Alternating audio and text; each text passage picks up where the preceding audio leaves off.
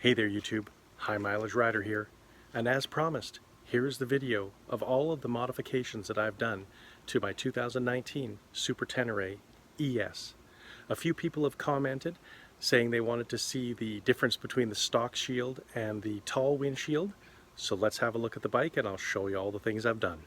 So first off on our accessories is the windshield. I currently have the Yamaha tall windshield on. Here is the stock windshield by comparison.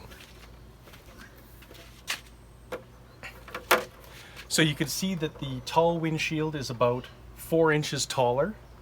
It is a little bit wider and taller at the sides for deflecting air around the rider. Tint is the same, shape is the same. Now, I find that at 6 feet tall with a 33-inch inseam, that this windshield is perfect for getting the wind over my head and perfect for wind around the sides of me. So anyone who needs an aftermarket windshield for on the highway, I would highly recommend the tall windshield. I tried to go with the GV Airflow windshield, but unfortunately the one they sent me did not match up with the holes, so it must have been for an earlier model. Now, as part of the wind management system, along with the tall windshield, I also put on the Yamaha Winglets, and those really do work well at bringing the wind around, and it keeps wind from coming up. So you actually get a perfectly still pocket of air here and on the sides. They really do work well. Very simple to install. Just 2 screws on the bottom here, and then you put a nut on the other side and screw it down. So the next accessory we have on the front of the bike, as you could tell, is my Speed Demon side burner LEDs. Each light is 4,500 lumens, and as I was saying as part of the install video, you've got the 6 LEDs in the front, and then you have 3 LEDs on each side. The mounting bar is an SW Motec bar that I got off of Twisted Throttle. The bar for mounting these lights was $90. The cost of buying the lights and the wiring harness was $120. So you're looking at about 220 bucks, and then they charged me about 50 bucks to hook it up to the electrical because I mounted everything ahead of time. These are hella bright. Let me just show you what they look like. Remember though, this is in the daylight. Let me just turn them on.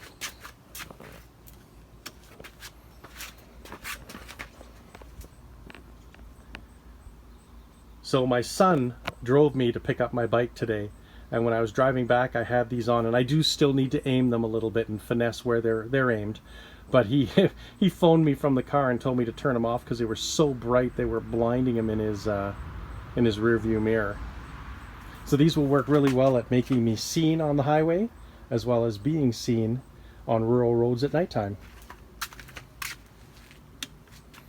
I thought about getting the Denali lights, which have a really nice mount so that you can actually mount them right here on the side of the bike, but they wanted over $700 for the lights, and I just couldn't justify that.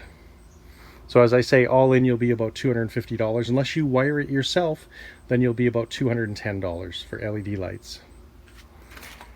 So as we work our way back on the bike, the next accessory I did, although it probably looks stock, is my saddle. I took my saddle to a company called Volker's Upholstery. He's done saddles for me on other bikes before.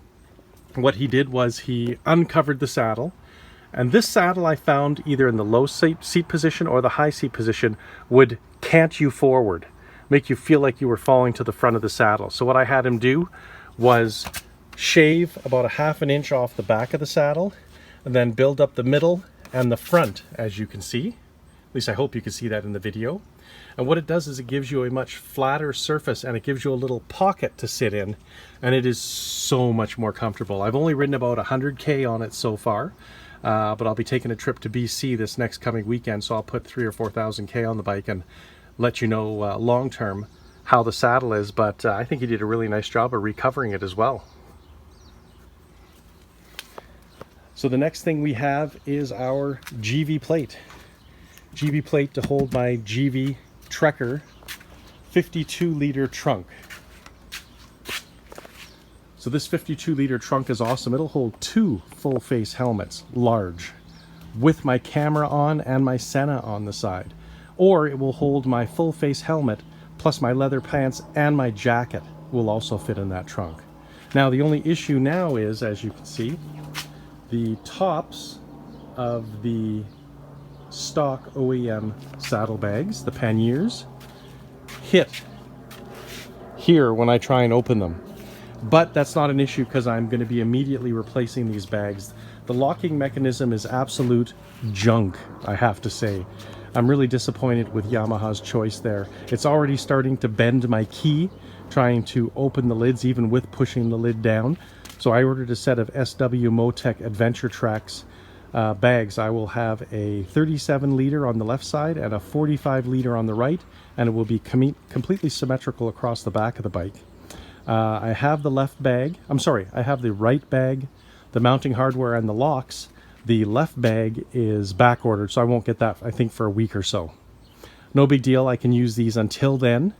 It just means to get into those side cases I have to take the trunk off.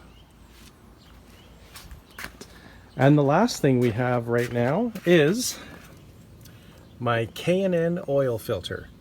There was nothing wrong with the stock one except that I found it difficult with the Yamaha oil wrench that fit here to get a good seal. I've run these K&N oil filters on all of my bikes because it has a 3/8 inch nut here, which makes it easy to put a socket on in order to get it off. Way easier, and apparently they have better performance of oil flow through them as well. So that is everything that is on my bike so far. The Yamaha tall windshield, the winglets, the LED driving lights by Speed Demon, the K&N oil filter, Volker's upholstery redid my saddle for me. The saddle cost was $200, much cheaper than actually buying a new saddle. The GV plate was $170. The tall windshield from Yamaha was $300. Again, these are all Canadian prices. Again, the LED lights, buying all the parts, was about $210.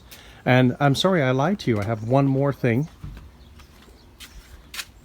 My Tomtom GPS is hardwired into the bike, so I just load it on and it automatically has power. And I forgot to show you, there is the switch for my LED lights. So when I get back from this trip, I'll be able to do a 10,000 kilometer review of the bike. I'll let you know how it's performed to date, but so far it's a great bike. The only thing that I would say are downfalls with this bike are the stock OEM panniers. While the bags are good, the locks are absolute junk. The other issue is that when you pull the clutch in, you do not have your gear indicator showing anything. It just goes to a dash.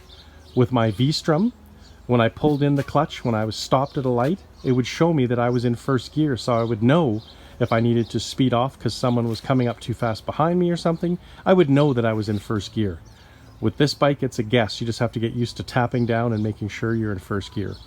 But other than those two things, I love everything about the bike. It's been wonderful so far, and I look forward to a lot of miles on it. Anyways, we'll see you in the next video.